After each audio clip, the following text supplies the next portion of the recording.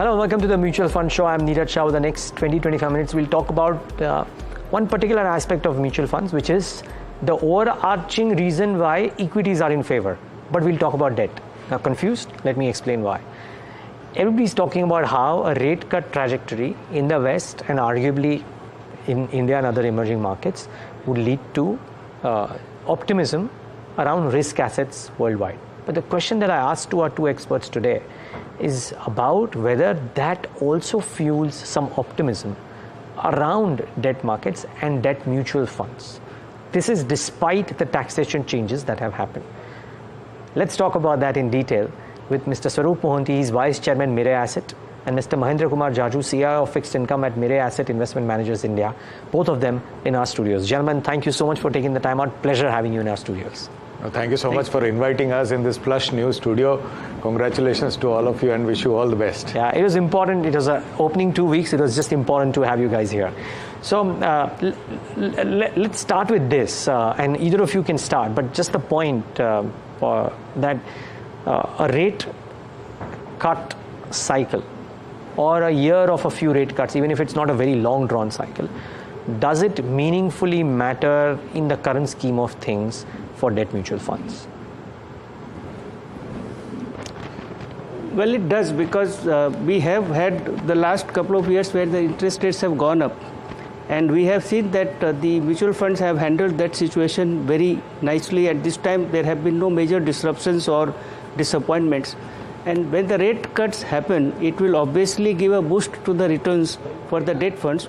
That will come on top of the high carry that we are getting, because interest rates are at around the historical high. The current cycle is likely over in terms of the rate hikes, and the yield curve is very flat.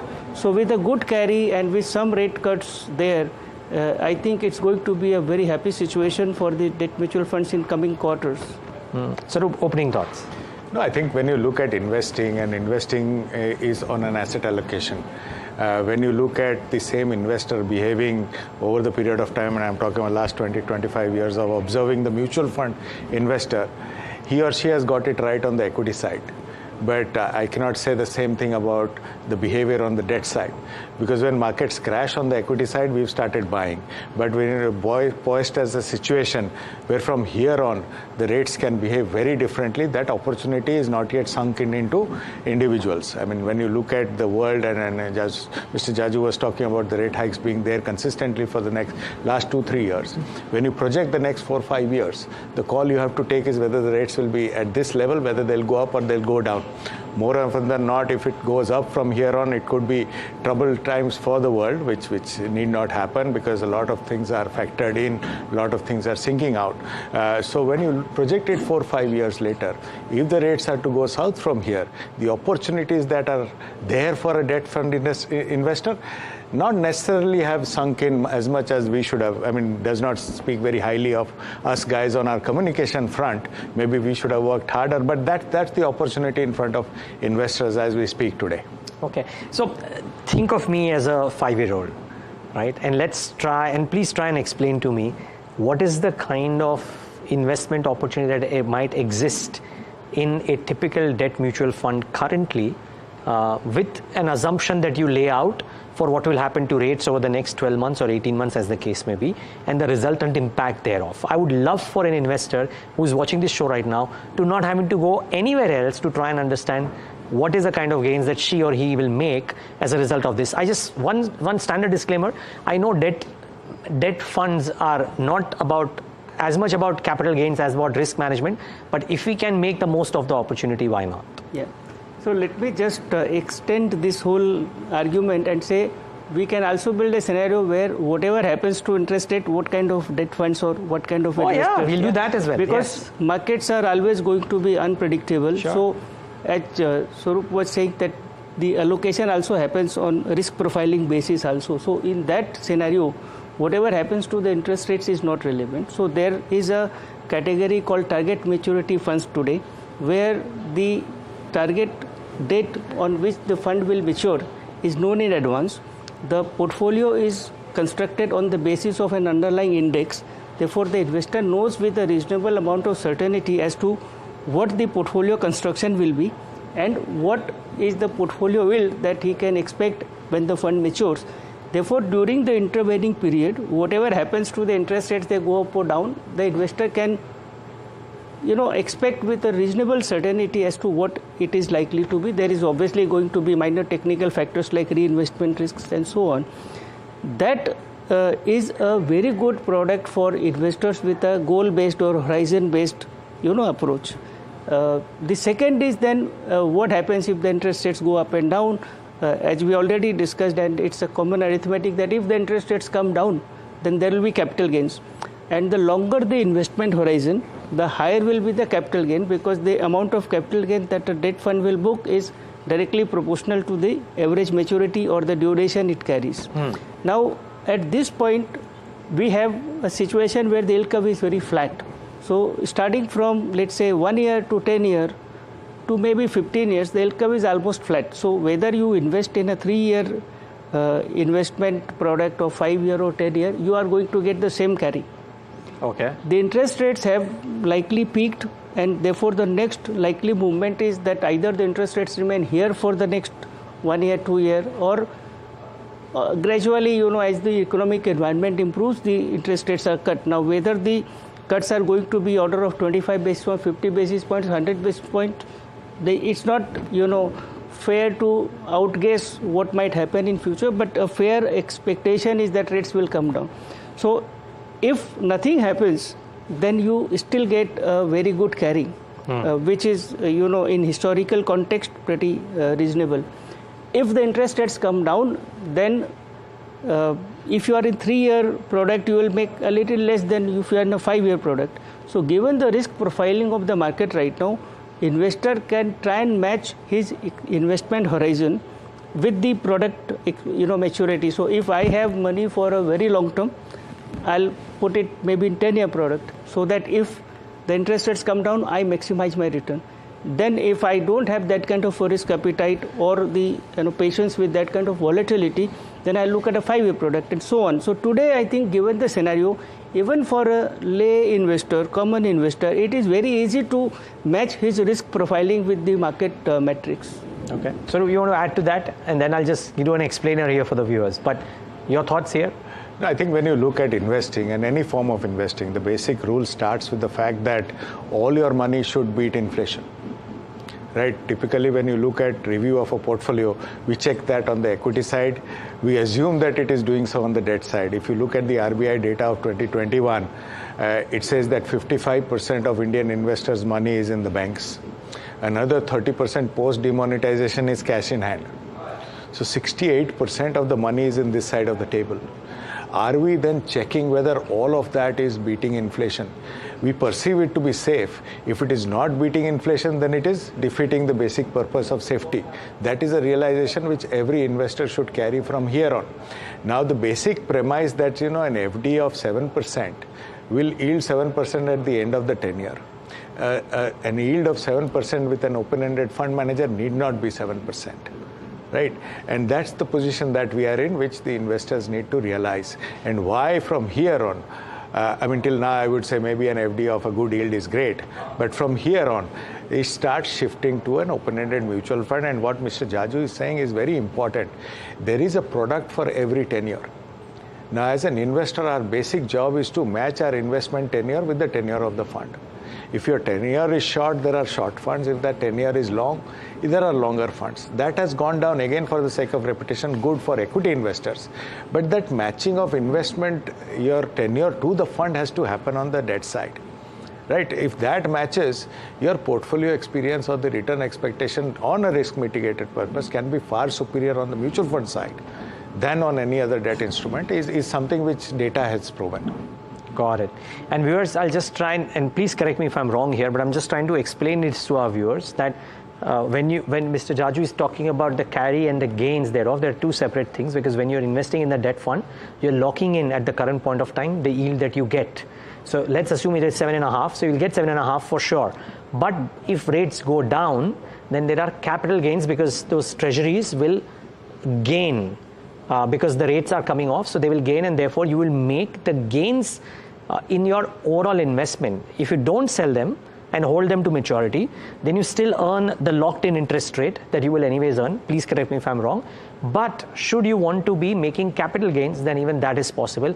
And there is where Mr. Jajoo is saying that if you have a 5-year bucket or a 10-year bucket, then there the capital gains will be a lot more than the 3-year bucket. Yep. Is that right? Sure.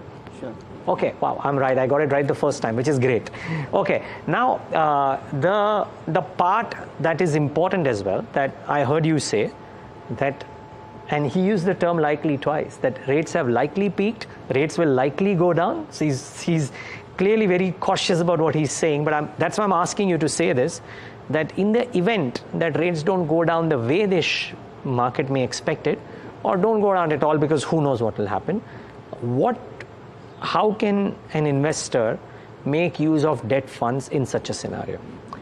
Yeah, so look, when anyone is looking at the investment decision, he has to consider what are the options. Okay, so we have a very limited number of options in our debt market. So you can look at the bank FDs, you can look at buying bonds from the open market, you can look at investing in AIFs. We have seen how the new RBI circular has given some directions for the AIF, or you can invest in debt mutual funds. Now, debt mutual funds give you a whole range of options, starting from the liquid fund, where you can put your transactional money, to the target maturity fund of up to 15 years, open-ended bond funds, credit risk funds. So the whole range is there. So therefore, first and foremost, for everyone, there is a solution. For every situation, there is a solution. If you go for a bank FD, for example, and I don't necessarily want to elaborate on what are the other options, that is an investment advisor's job. I'm a portfolio manager. Yes. But it's easy to understand that in those markets, the options are very limited. Now, if you buy a corporate bond or a direct bond from the market, there are credit risk, there are illiquidity risk. Investors don't understand necessarily debt as well. Therefore, for them, it is very difficult to understand which is the right bond. There is huge concentration risk. If you read Economic Times today, in the paper today, there was a news that some grocery shop owner lost 1 crore because someone called that he is expert in equity trading and help. It's there in the newspaper today, okay. Times of India inside page. So even in equity, a product where investors understand so much, still those kind of things are happening. Just imagine, what can happen. We have all seen what happened between 2018 to 20. So without, elongating the argument, I'm saying debt fund gives an option. So now what happens if the interest rates don't come down? You don't make capital gain. But today, because the rates have likely peaked out, and why I say likely peaked out, because no one should take future for granted, right? We are all, subject to the market's vagaries and of the future. So likely interest rates have peaked out, means if the interest rates don't come down, you still earn very good portfolio yield. Sure. And what is your other option? Let's say you go to the bank FD. Today, there is a misconception. People are looking at the last 1 year yield of the mutual funds and comparing with the next 1 year expected yield of the bank FD. And they are saying, I'm getting very good yields in the bank FD. And you can look at the history. Whenever the rate cut cycle starts, going forward, because of the market momentum, debt funds end up giving far better returns. Then we have a target maturity fund, which gives you an FD kind of a return profile if the rates go up or they remain stable. But it gives you a capital gain possibility if the rates come down. So not only you get a very good product where you can project the final returns with a reasonable amount of certainty, but you also get a free option.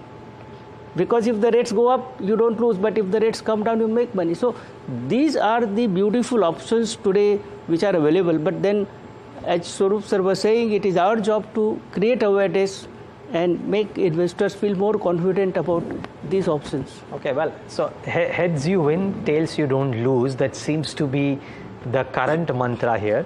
There are, I'm sure, in the minds of all of you, the questions around taxation and what happens, because some people would have argued, or you may have heard somewhere, that because of the tax changes, debt funds have become uninvestable. Now we'll try and probe that part as well on the other side of this very quick break, and of course talk about, also try and give a sneak peek into what's the kind of gains that maybe you could look at if rates were to come down by, say, a particular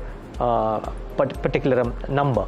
We'll do that on the other side of this very quick break. Stay tuned to NDTV Profit.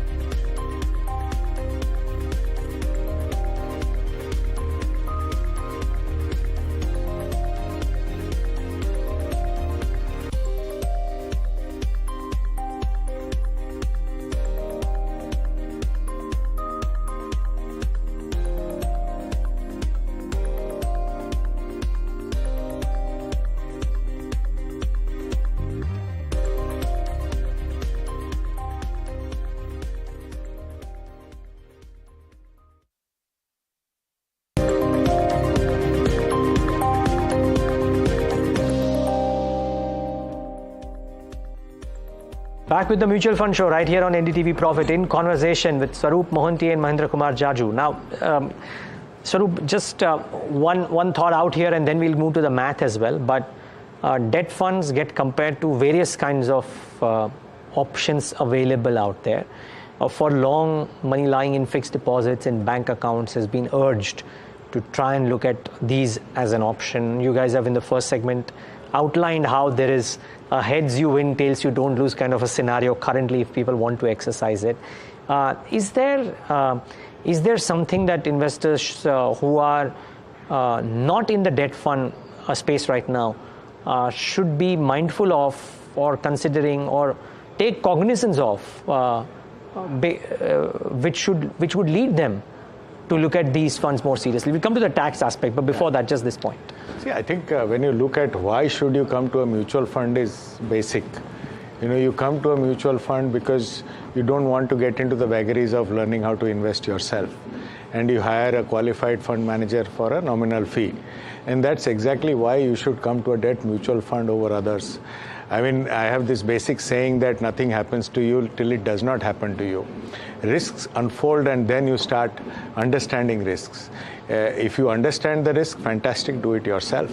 But if you don't, there is a qualified manager who does this for you. And one of the biggest reasons why you should come to a mutual fund is the diversification tool. That is true for equity, that is truer for debt.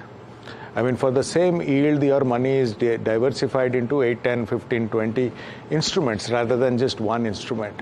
And you have a fund manager who knows these people very well, has been a qualified investor with these instruments all his professional career, knows how to negotiate himself or herself through these vagaries of risks in the market.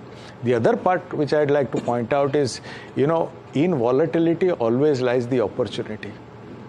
And that's the best case for a debt fund, mutual fund. As an investor, I should look forward to volatility so that, the fund manager can then play out his or her talent or skill to navigate your money through these volatilities to give you the best possible returns. I mean, once you, acknowledge and internalize these two, you will understand why a mutual fund as an entity is always superior to a single issuer product. And that stands very good for debt funds. I mean, across horizons, if you just go and see the category returns and you match your return expectation to the category returns, they would have been there. But sometimes, you associate volatility with the equity side. Trust me, this is the wholesale debt market, while the equity market is a retail market. So the volatility will be bigger in the debt side. That is why you should hire a fund manager to navigate yourself. And trust me, the fund manager would love to navigate your money through the volatility that comes into the market. Yes, it's a larger market than the equity side. The fact is not many see the screen of the trading screen of the debt side, so people don't know. But since the larger part of most people's money are on the debt side, one has to distinguish between giving money to one issuer versus diversifying across issuers, and that merit always stands out. Yeah, I don't remember the last time that I saw this screen as well. So you're absolutely right. Now we're talking about volatility, Swarup, and one of the reasons why volatility may have come about, or the large preference for debt funds might have gotten scaled back a little bit, would have been the taxation changes. I've heard many people come and say that because of the tax changes now, we're not as enthused about the debt funds as we used to be earlier. What would you say to that? See, at the outset, nobody should be investing with a taxation in mind. You invest with a return expectation in mind, which is the overall goal of your portfolio. But the returns got impacted because of the tax changes? Yeah, could be. But, when you look at it, it's just got extended to other products. That would mean that you have to stop investing in debt totality, right? If you are finding merit over a single issuer versus a merit of a diversified portfolio, how do you explain that to yourself? Just because taxation is there in the other products also. It's not that taxation has vanished from other products. We've just come at par with other products. And when you put the merits of the diversification, just diversification, I'm not going into the other market part, it outweighs any other product in the market, period. So just by taking out, it's not that taxation has gone for us and it's gone out for everyone. It's just a come at par, and it's high time it had happened, and so now it's apple versus apples. And then, when you look at the next 4 or 5 years, you will see the merit of this product playing out. And then now it's actually a better way of looking at this product, if you ask me personally, on the merit of the product will be actually displayed in the note for 4 or 5 years. Now the question as an investor is, when do you identify it? After it's played out or before it is? The person who identifies it quicker invariably, takes some better investment experience. Got it. Mr. Jajoo, you want to come in on this taxation piece?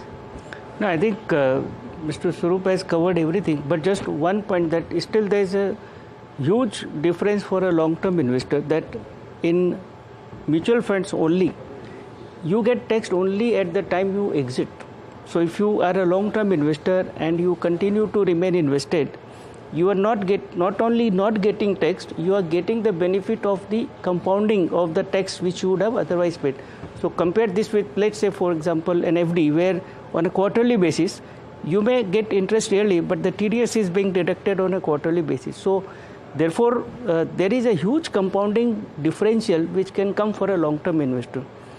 Over and above all the other merits that were explained. And the second part is that even now, the eventual gain in the mutual fund will be as a short-term capital gain taxed at the marginal rate. So it's not a regular business income. So therefore, there are, I think, if other short-term gains or losses, you can decide the year in which you want. So there are nuances of taxation. I'm not a taxation expert, but what I can say is that, look, if you are a long-term investor, you add the benefit of compounding.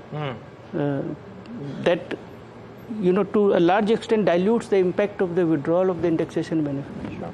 Okay, final question, and there is no necessarily clear math, but I'm still inclined to ask you, what is the kind of return that can be anticipated if rates were to fall by a particular number over the course of the next 12 months? Say we are right now at 31st December, somebody's putting in the money to work for 12 months, starting now until 31st December 2024, and let's say I tell you, or I prophesize correctly, I might add, that rates are going to fall by 75 basis points. Is there a broad math as to the kind of capital gains that can happen? I know the yield is getting locked, but is there a broad math there?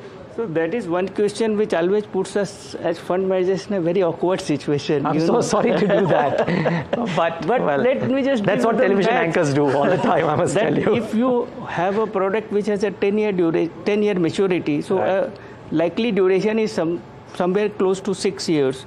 So let's say broadly, I mean, without getting into complication, 1 basis point change in the yield will mean 6, basis points change in the price. So if the yields drop by 1%, the bond prices will improve by 6%.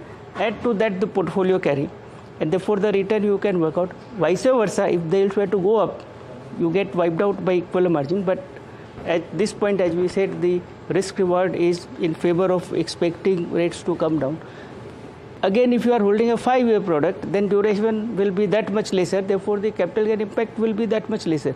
Which is why we were discussing earlier that it's very important to match the risk profile and then look at the gains after that. Yeah, no, fair point completely. And Swarup, to round off this conversation before we wrap up the show, I start off what I mentioned, that yes, these are asset management tools and not necessarily capital gains, but if we can take advantage of the same, why not? So is the house view of an interest rate cycle coming lower, and therefore the probability of making capital gains that much higher? Yeah, it's in front of you. It's up to you to decide whether you want to do it today or when you start getting the news of it. When you start getting the news of it, the market would have factored it already. Right, and I would say take the advantage of being that today and leave that to the fund manager. There is a risk of not investing at this point of time in locked debt funds, and I would say that it's a great opportunity for investors to identify this opportunity and lock in a little longer in their portfolios on the debt side, on the mutual fund side. Yes, it's actually a great time to be an investor in India. the capital markets are looking strong on the equity side. You are poised at a very interesting threshold on the debt side. So both sides of your asset class are looking good. So please be invested fully as per your allocation. Cash call at this point of time, according to me, is a waste of time. Okay, and final question, final answer from you, Mr. Jajoo. What kind of debt funds would be there? Because a lot of people might get confused as to, chalo, debt funds mein to dalna hai paisa, lekin kahan pe dale? With what the discussion that they have heard. So what's the kind of debt funds that people should watch out for? See, again, maybe from the Mirae stable or otherwise. That is again an individual's risk profiling. We can give a broad idea about the markets as portfolio manager, but for each individual, it is for his advisor to suggest. But I can tell you what is the range of products which are available in that. So we have basically three broad categories. We have the transactional funds like liquid fund, ultra short term fund, where if you have money for 3 to 6 months horizon with a very conservative risk appetite, then those are the products. If you want to maximize your return with possible higher volatility and risk reward, then you look at the longest duration funds available. So you have the bond funds, gilt funds that fit that criteria. So there, if your objective is to benefit from the falling interest rates, you will get the maximum participation.